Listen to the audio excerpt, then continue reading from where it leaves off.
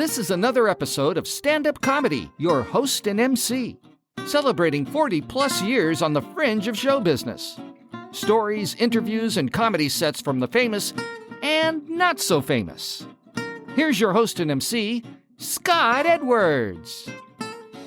Ladies and gentlemen, welcome to another special bonus episode of Stand-Up Comedy, host and MC. And man, this is so exciting. Here in the studio with me, ladies and gentlemen, the very funny and my best friend in comedy, Bob Worley. Thanks, Scott. I'm very funny and I'm your best friend. Well, it's so great to actually have you in the studio. I see you still have that splint on your finger. How's it doing? Oh, thanks, Scott. You know what? The finger's doing well. They reattached it, and I think I should be back to normal pretty soon. You know, I learned a valuable lesson that day. Leave the fireworks to the professionals. That's my motto. Leave them to the professionals. But you know what? I'm not adverse to playing with sparklers. I love sparklers. Hey, this is a very nice studio, by the way. What do you call this? Is this a shed or garage? Well, I call it my studio. Okay, sure. It's your place. Call it whatever you want. So listen, where are the cameras? Where do I look? Oh, no, Bob, that's your mic. What? No. Oh, I see. Very clever, Scott. Very clever. Nice touch. Well, I see you finally got yourself a calendar. Yep. And if you buy it in June, you get it half off. Well, it's a very nice cat calendar. Very cute. Thanks, Scott. Very cute and vicious. You know, have you ever thrown a cat at someone? No. Well, don't, unless you want to get sued, because cats are dangerous animals and considered lethal weapons. Anyways, I see by my calendar here, Scott, my new cat calendar, that this Sunday is July 4th. Well, actually, the 4th of July falls on this coming Monday, Bob. Not according to my new 2021 cat calendar, Scott. Yeah, but Bob, it's 2022. What? Oh, no. Since when? About January. Oh, no. Now I'm going to have to go through this whole calendar and change all the numbers on this year's... God. Well, that's one way, but you could just go out and buy a 2022 calendar. I guess I could do that. But look, you have to admit, look at these cats. Aren't they cute? Oh, yeah, but I'm sure you could find a 2022 cat calendar. Well, we'll see. Listen, Scott, the reason I brought the calendar is because, like I said, I noticed that this Sunday is 4th of July. Yeah, you mean Monday. That's what I said, Scott. I know that's the day that we claimed our independence from King George of England. Well, that's right. Well, Scott, I'm here to set the record straight about the 4th of July. Is it really a celebration or is it something that we made up? Because I want to tell you right now, the real Independence Day happened in Boston. Well, then why do we call this Independence Day? I don't know, Scott. I don't know. I'm not a history teacher, but that was just a byproduct of that little thing called the Boston Tea Party.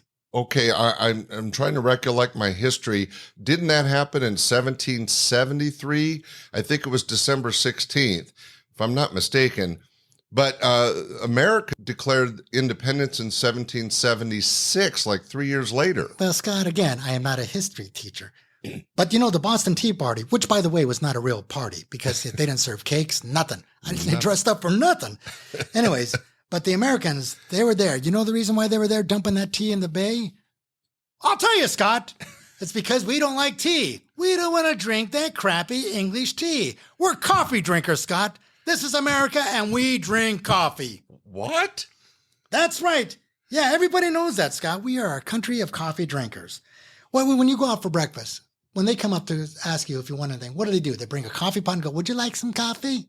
They don't go, would you like some tea, governor? Would you like some warm, bloody tea with a big bag hanging in it? Oh, some nice tea, eh, governor? No, we get coffee.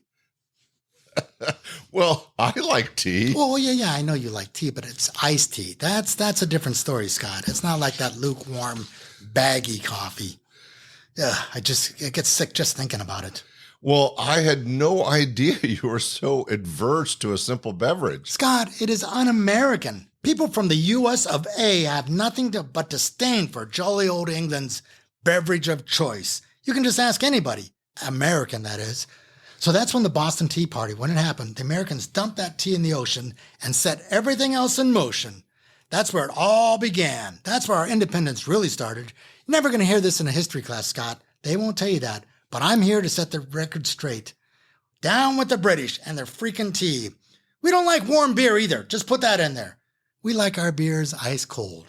Well, I agree with that. I like both my beer and my tea ice cold. That's what I'm talking about, Scott. It's also the first time that the US of A came up with a plan to deflect blame on the other people. You know, the outsiders. People that don't belong in America.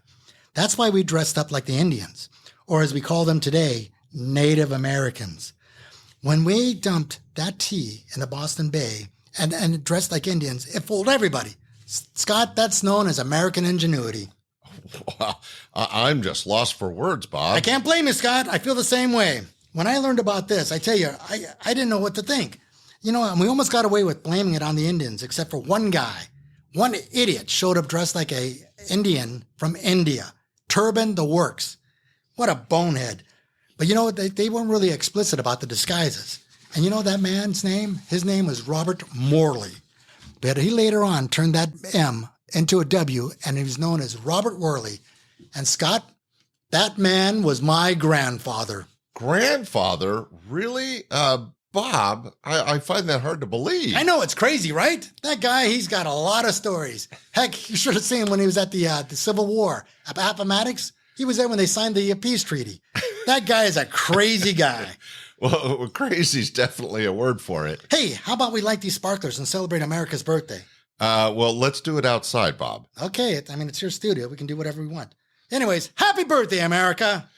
Well, ladies and gentlemen, again, America, Bob has shared some interesting history, but it's all about celebrating the independence of America. So from all of us here at Stand-Up Comedy Host and MC, have a safe and sane July 4th holiday. Thanks for listening, and next week we'll have another terrific show. God bless America. Thanks for listening. Bye. We hope you enjoyed this episode of Stand-Up Comedy, your host and MC.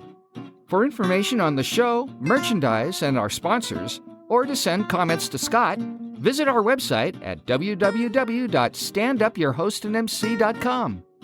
Look for more episodes soon and enjoy the world of stand-up comedy. Visit a comedy showroom near you.